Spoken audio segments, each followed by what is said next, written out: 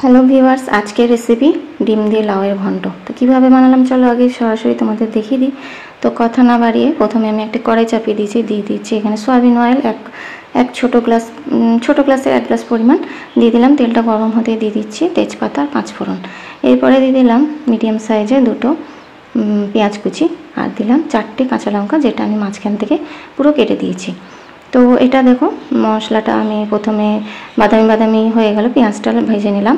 তার মধ্যেই আমি একটু সামান্য জল দিয়েছি, সেটা আমার কোনোভাবে স্কিপ হয়ে গেছে, তার জন্য আমি দুঃখিত। দিয়ে দিলাম একটা বড় সাইজের টমেটো কুচি। তো টমেটো কুচিটা দিয়েই আমি দেখো মশলাটা একটুখানি কষিয়ে নেব। কষানোর পরে আমি দিয়ে দিলাম আবার একটু সামান্য জল। তো সামান্য জল দিয়ে এর মধ্যে দিয়ে দিচ্ছি 1 চা চামচ পরিমাণ হলুদের গুঁড়ো আর 1 চা চামচ জিরে গুঁড়ো আর 1 চা চামচ লঙ্কার গুঁড়ো আর দিলাম স্বাদ মতন নুন। দিয়ে মশলাটা আবারও ভালো করে দেখো কষিয়ে নিচ্ছি টমেটোটা যতক্ষণ না গলছে। তো এই দেখো ভালোভাবে মশলাটা কষিয়ে এসছে। তো এই পর্যায়ে আমি মশলাটা একটুখানি তেল থেকে সাইড করে দেবো। সাইড করে দিই এইখানে আমি দিয়ে দিচ্ছি 2টো ডিম। তো ডিমগুলো আমি এই সাইডে দেখো এইভাবে ফেটে দিয়ে দিচ্ছি।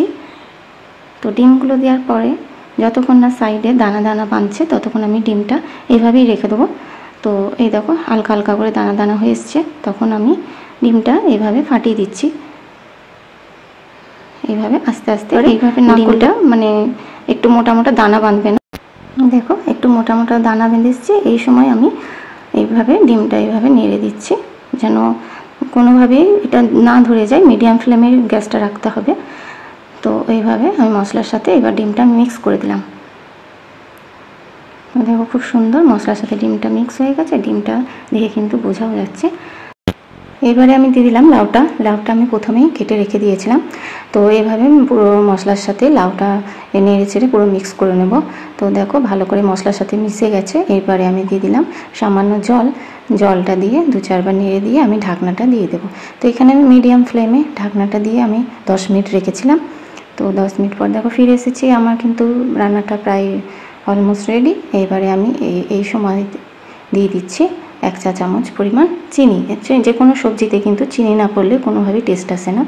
তো এবারে দিয়ে দিলাম ধনেপাতা কুচিটা দিয়েও আমি যে সামান্য পরিমাণ একটু জল আছে ওই জলটা একটু শুকাতে দেব। তো দেখো জলটা টেনে নিয়েছে। এবারে আমার পরিবেশনের পালা, আমি একটা সার্ভিং বলে তুলে নিচ্ছি।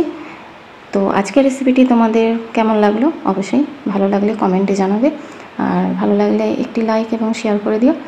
আর পরবর্তী ভিডিওর জন্য একটা ফলো দিয়ে রাখতে পারো। তো দেখা হচ্ছে আবারও কোনো নতুন ভিডিও নিয়ে। Thank you.